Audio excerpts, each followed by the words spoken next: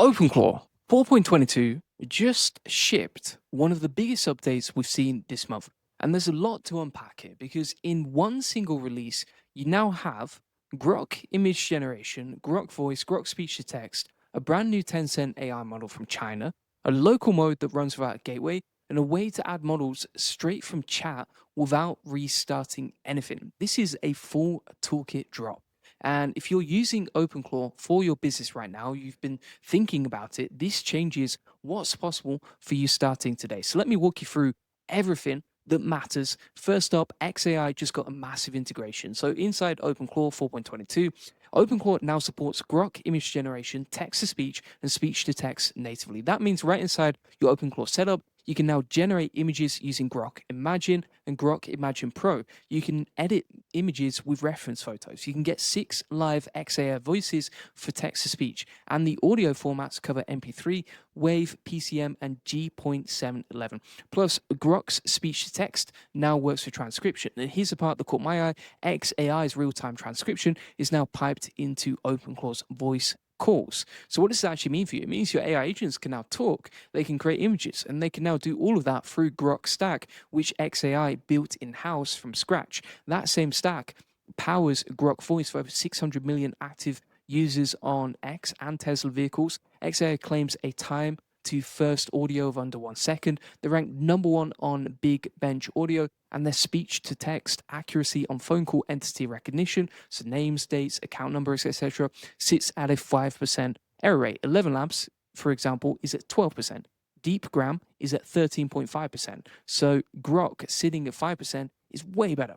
And the accuracy edge here is real. If you're running an agency and you want AI agents to handle voice interactions with clients or transcribe calls automatically, this is directly useful. One update, plug it in, and this isn't just voice. The image generation side is just as practical. So Grok Imagine Pro gives you high quality images from text prompts now. And the reference image editing means you can upload an existing image, describe what you want changed, and the model actually handles it. So if you're creating content, social media posts, ads, your agent can now generate visuals without you opening a separate tool using Grok. Now, here's something that came out of nowhere. Tencent just dropped their HY3 model, and OpenClaw 4.22 added it as a bundled provider in this same update. HY3 is a 295 billion parameter mixture of experts model, but here's the thing, only 20 billion parameters are active at any one point. Sorry, that's 21 billion. That's the beauty of this architecture. So it routes each request to a specialized subset of its expert networks, which means less compute, lower costs, similar quality output.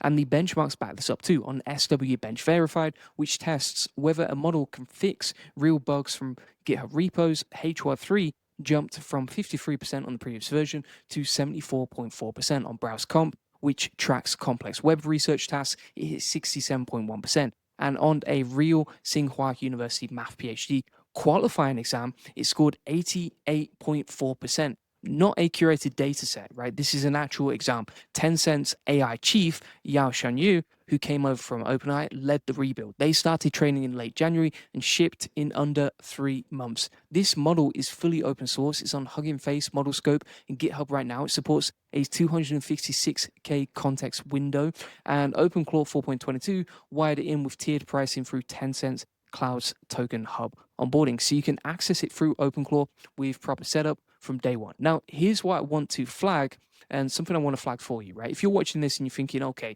there are so many models now, how do I even keep track of what to use and when? I get it. And I want you to know that inside the AI Profit Boarding, we run 4 coaching calls every single week where we break stuff down like this for you, which models to use and how to set up OpenClaw 4.22 with the right providers. We've got a 30-day roadmap that walks you through how to generate more leads and get more customers working more. We have daily tutorials showing you step-by-step how to build AI agent workflows, and 2,900 members inside, many of them using OpenClaw. And it's a 24/7 community, so you can get help whenever you need to. Feel free to check out, link in the comments description, or go to the AIProfitBoarding.com. Next, big thing in OpenClaw 4.22 is local embedded mode. This one is huge for anyone who doesn't want to run a full gateway server. So OpenClaw now has a local TUI. That stands for Terminal User Interface, that lets you run terminal chats without a gateway. You still get plugin approval gates enforced, but you don't need the full gateway infrastructure running. This means you can fire up OpenClaw locally, chat in your terminal, and your agent runs right there on your machine. No cloud gateway required. For a lot of people, this removes the biggest friction point. So you don't need to set up a server. You don't need to configure networking. You just install OpenClaw, run the local mode, and then start using it. That lowers the barrier to entry massively. And tied to this is the new /models add command. So previously, if you wanted to register a new model, say for example, Tencent's HY3 or a new Quen variant or whatever, you had to edit config files and restart the gateway. Now you just type /models followed by the provider and write model ID right inside the chat. And the model gets registered and you can use it immediately. So you don't need to restart, there's no config editing. And that saves a lot of time when you're testing new models or switching between providers. Now, let me talk about the auto install feature in OpenClaw 4.22 because this solves a pain point that's been around for a while. During onboarding, OpenClaw now automatically installs any missing provider and channel plugins. So if you're setting up for the first time and your config references a plugin you don't have installed yet, it just installs it for you. Before this, you'd hit errors during setup and have to manually track down which plugin was missing and install it yourself. That is gone now. First run setup completes without manual plugin recovery. On the diagnostic side, there's a new export feature. So OpenClaw 4.22 now records stability data by default. So there's no extra config needed. And when something goes wrong, you can export with a ready diagnostics package that includes logs, status info, health checks, config snapshots, and stability data. That's all cleaned up as well, so you're not accidentally sharing sensitive information. This is the kind of thing that makes a real difference when you hit a bug and need some help. So instead of copying and pasting error messages into Discord, hoping someone can help you figure it out, you generate one diagnostics file and share it, or you can give that to Claude and that'll help you debug stuff too.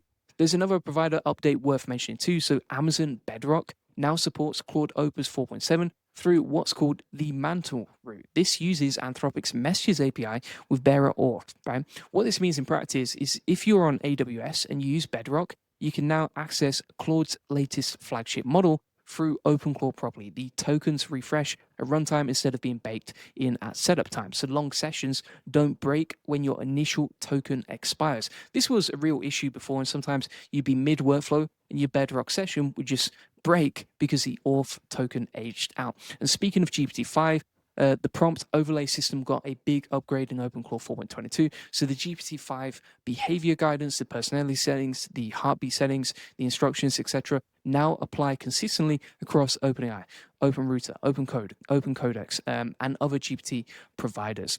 Before this, you'd get different behavior depending on which provider path you use. Now it's unified, so there's even a global toggle at agents.defaults.prompt overlays for the personality, so you can control the friendly style prompt across all GPT-5 runs. The WhatsApp integration got two meaningful improvements too. So first, there's configurable native reply quoting. So when your agent replies in WhatsApp, it can actually quote the message it's responding to. This makes conversations easier to follow, especially in groups. Second, you can now set per group and per direct chat system prompts. So your agent can have different instructions for different WhatsApp groups. If you're running a business where your agent talks to customers in one group and your team to another, it can behave differently in each now. You set it per group, per direct message, or you can use a wildcard for a default, right?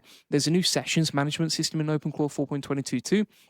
So agents now support mailbox style session filters, which means you can now filter by label, by agent, and by search term. Each session shows a visibility scoped title and the last message preview. Think of it like having folders for your agent conversations. If you're running multiple agents across multiple channels, this helps you actually find what you're looking for without scrolling through everything. And here's a quality of life thing that sounds small, but matters. The thinking defaults got fixed. So reasoning capable models used to default to having thinking turned off or set to low unless you explicitly configured it. Now the default is medium. That means out of the box models can think and that can think will actually use that ability at a reasonable level. You don't have to go dig into config to make your agents actually reason properly. The plugin system in OpenClaw 4.22 just got way faster too. So plugin load time dropped by 82 to 90% for bundled plugins. They switched to native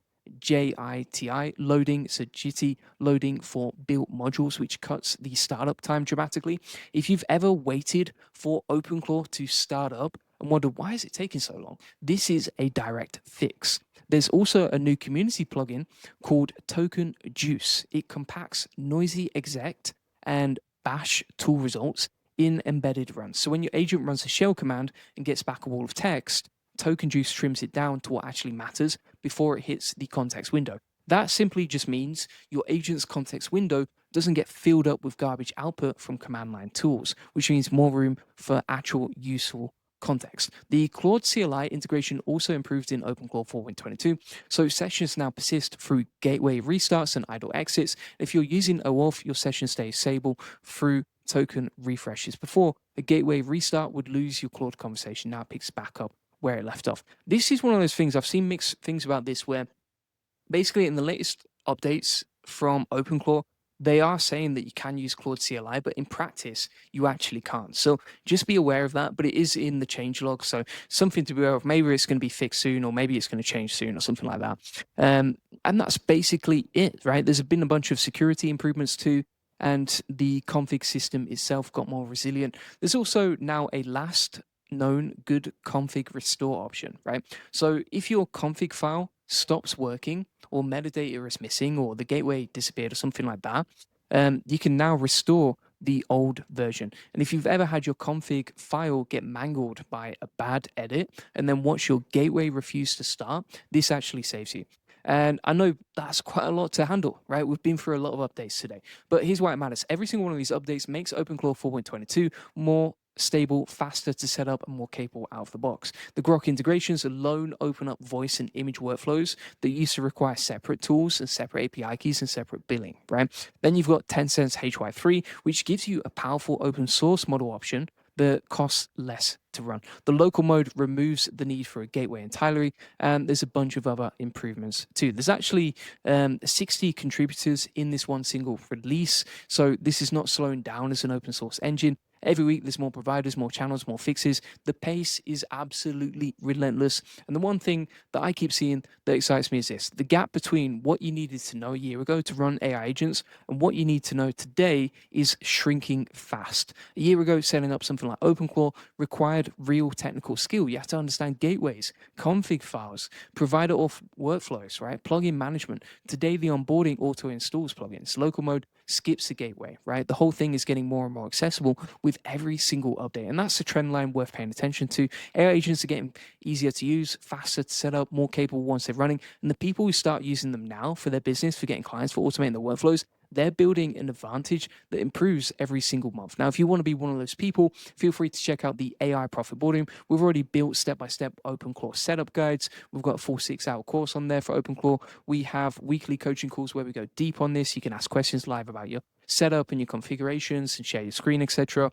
And we also have a prompt library built specifically around OpenClaw workflows. And there's 2,900 business owners in there using AI automation every single day. Link in the comments description, or go to the AI Profit Boardroom. Thanks for watching.